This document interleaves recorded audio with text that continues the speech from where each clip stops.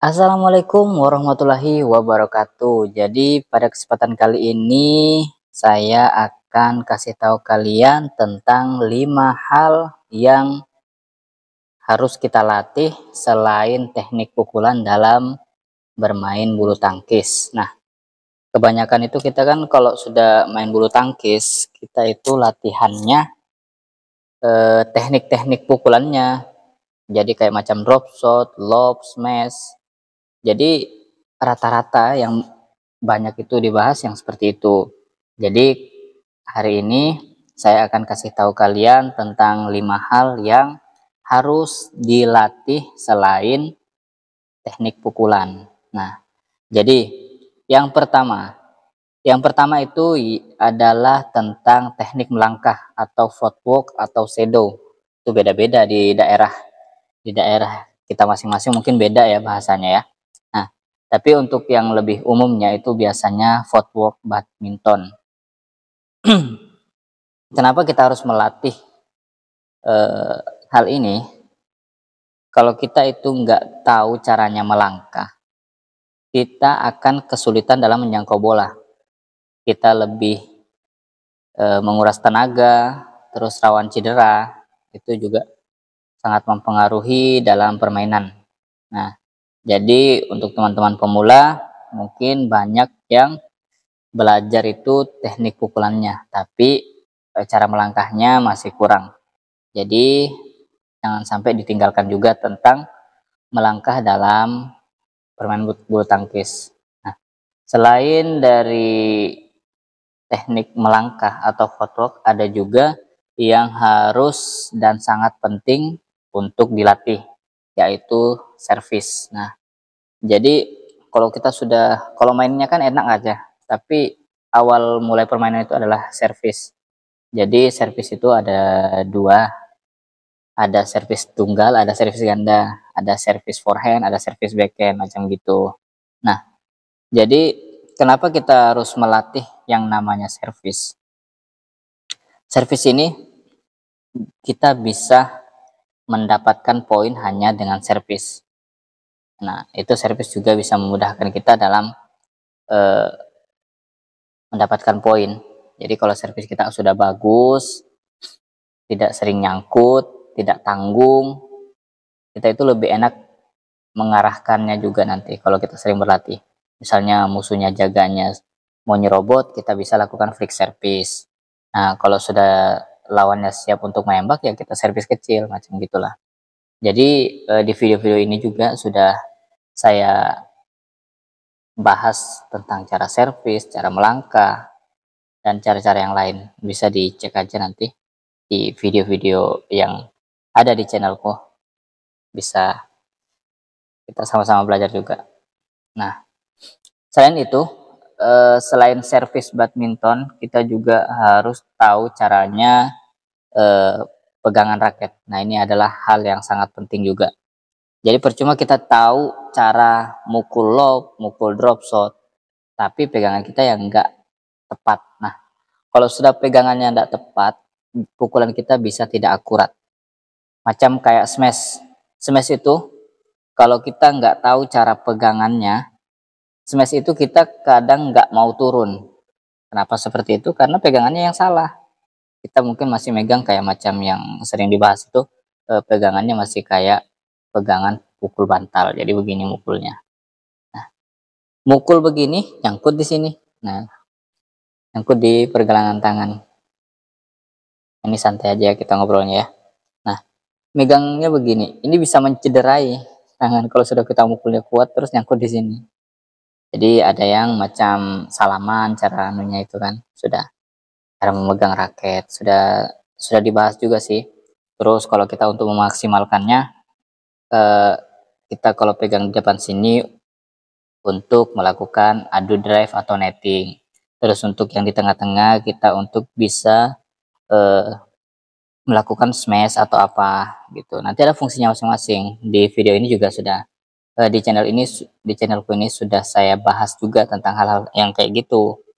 Cara pegang yang di depan ini fungsinya apa, pegang yang di tengah ini fungsinya apa, terus pegangan yang di belakang ini fungsinya apa.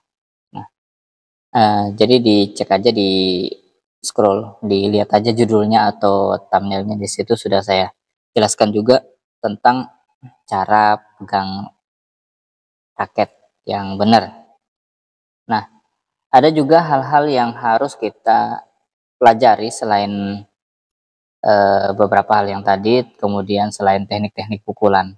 Nah, apa itu? Yaitu adalah cara mengalahkan lawan, maksudnya macam strategi.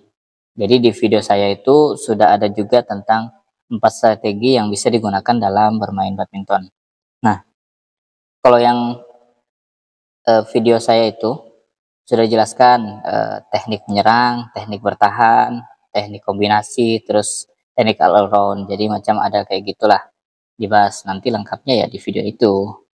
Nah, kenapa kita harus mempelajari strategi ini? Karena kita kalau hanya turun bermain asal mukul-mukul-mukul, kita yang bisa kewalahan lawan orang yang sudah pakai otak mainnya. Kita masih pakai tenaga, kita nggak tahu cara mematikan bola. Kita hanya memukul dengan kuat, hanya mengangkatkan bola. Kita nggak tahu arah-arah bola itu harus ditempatkan di mana. Nah, jadi kalau kita itu sudah latihan strategi dalam bermain bulu tangkis, kita bisa mengatur tempo permainan, kita bisa mengatur bola agar tidak sulit kita jangkau, tidak sulit untuk kita lakukan serangan-serangan. Nah, apalagi kalau ganda kita nggak tahu strateginya, itu sangat rawan karena sering tabrakan, sering pemukulan raket, malahan kayak teman-teman saya ada juga yang dipukul sampai kena badan, kena kepala. Yaitu karena dia tidak tahu strategi apa yang harus dilakukan kalau bolanya ke sini, bolanya ke sini ya. Jadi bukan hanya lakukan belajarnya itu, maksudnya bukan itu aja ya, yang bukan teknik-teknik mukul aja. Walaupun itu juga penting, tapi kita harus mempelajari lagi hal-hal yang saya bahas ini. Nah, ada lagi yang kelima.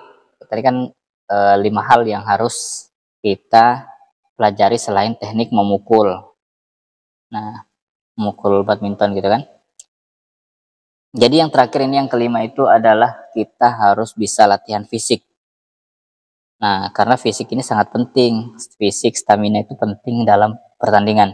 Masa kita cuma main itu setengah set? Kan nggak mungkin. Pertandingan itu kan ada 2 set.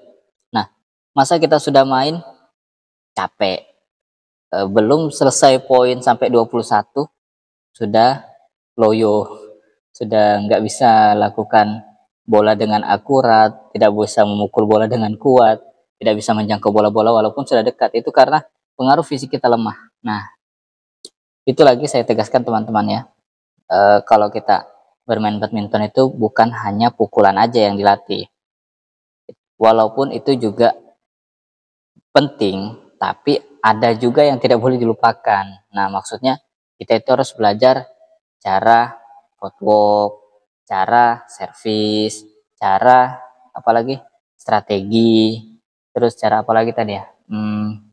Cara megang. Nah, habis itu ada juga cara habis strategi apa? Oh, fisik ya, fisik. Nah, itu harus dilatih semua. Nah, jadi saya hanya takutkan teman-teman yang baru suka dengan bulu tangkis, dia sudah belajar teknik-teknik yang lain-lain, sedangkan dia tidak mempersiapkan dirinya dia untuk bisa melakukan teknik tersebut. Jadi bisa dibilang percuma kalau kita belajar nyemes sekuat tenaga, kita nggak tahu teknik megangnya macam gitu, kita nggak tahu cara melangkahnya untuk menjemput bola, percuma gitu. Nah, kita punya power tapi tidak tahu hal-hal yang saya bahas tadi. Oke, jadi itu aja pembahasan kali ini. Saya ucapkan terima kasih juga teman-teman yang sudah mensupport channel saya. Alhamdulillah channel saya sudah sampai 1.500 subscriber dan itu sudah memenuhi syarat dan juga sudah monet ya. Nah, semoga kita semua selalu diberi kesehatan, kesuksesan yang kita inginkan gitu ya. Oke, eh, itu aja ya untuk video kali ini. Mungkin nanti teman-teman bisa tanya-tanya lagi di kolom komentar, silahkan. Kalau memang video ini bermanfaat, di share dan di subscribe, minta tolong lagi gitu. Oke, itu aja pembahasan kali ini, saya akhiri. Assalamualaikum warahmatullahi wabarakatuh.